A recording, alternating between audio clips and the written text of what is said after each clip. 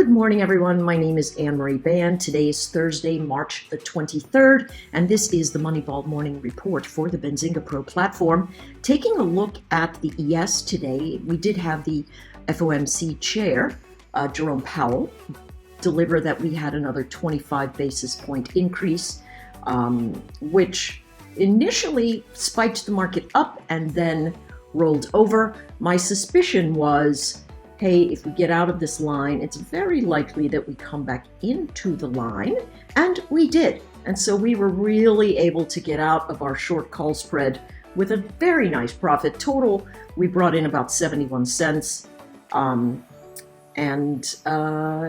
left at 28. So 50 cents off of the top right there times our 20 lot made a really nice day.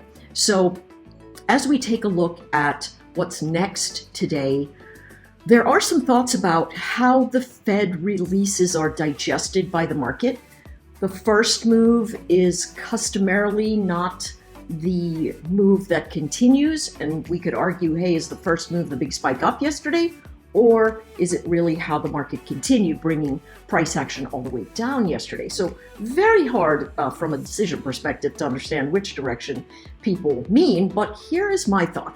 Let's just consider what the broad market is looking at, and then let's consider just a couple of the macro events. So the first thing is the broad market is technically looking at a series of higher lows that are trying to break out of this very negative channel. Now, if they can, it means they're going to get back above 39.96, and if we get back above that 39.96, probably going to be time for us to turncoat and go long, see if we can get back up into the 4,009 area, which was the high of last week. Where are we right now? We are above both the low and the close of the prior day. That means there's bullish action that's been building in the pre-market.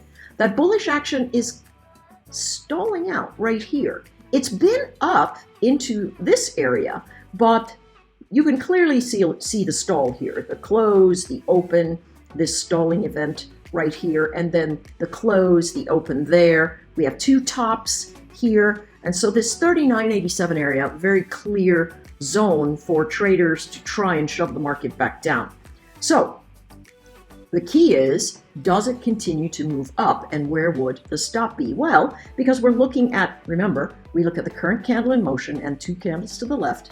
If we can continue to move to the north and hold the low of the candle from 3 days ago, which let's make that a little squishy and call it 39.78 to give it a little bit of room, as long as we hold that zone, that's going to be bullish flow on the day.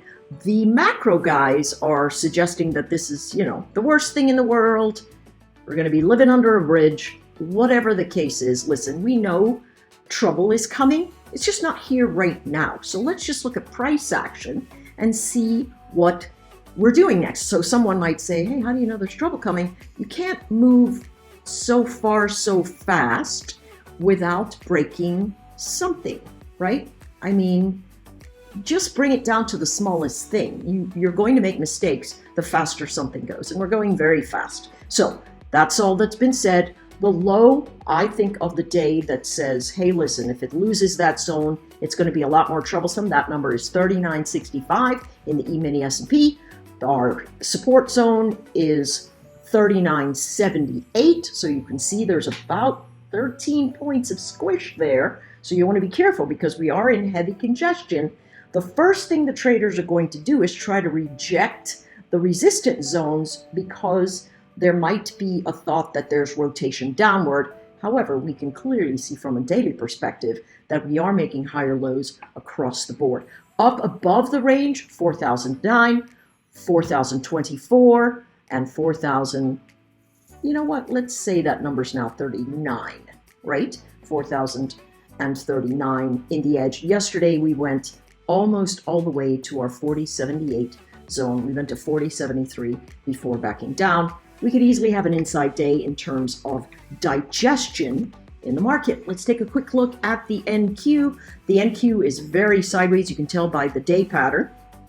We are inside of the close and the low of the prior day. So we are above that. Tells us buyers are very keen on pushing price to the north. Where is the level that we are likely to see resistance? That is the high of last week. That's where we're battling right now, 12,811. Getting above there is going to give us 12,880, and then above that, 12,949. I do not expect the massive, range expansion that we had yesterday, but I do expect tech to try and hold the line. What is the floor of the support zone that gives all the traders good feelings about staying long? That's going to be about 12,670 or so.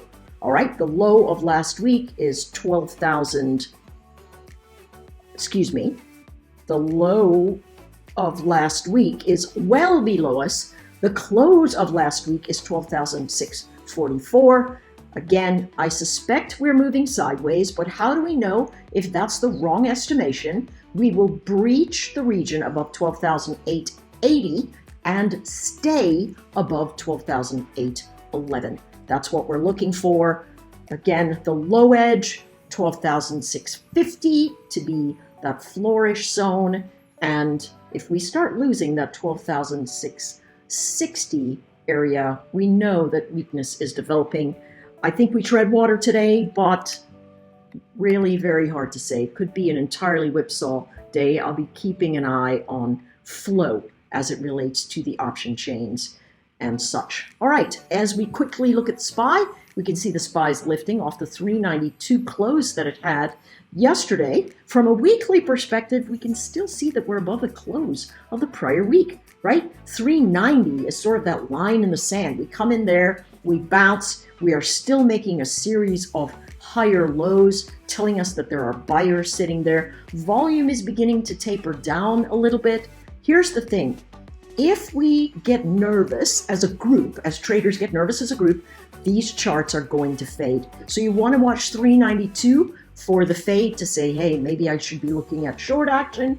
And if we hold above 395, we can look at 396.50, 398, and 400.34 as upward trajectories. Q is going to look a little bit better. And those numbers are holding in the edge. Now the Qs are not performing quite as well as the NASDAQ that we looked at, the NASDAQ futures, but we are still well above the low and close of the prior day. We are still sitting underneath the close of the prior week. And so the goal is to say, the high of the prior week. So the goal is pullbacks or buy zones. If we lose the 307 level, it tells us we have downside drift into 305. If we breach the 310 area, it tells us that we've got upside drift to 313. Good luck trading today. Likely to be another whippy one.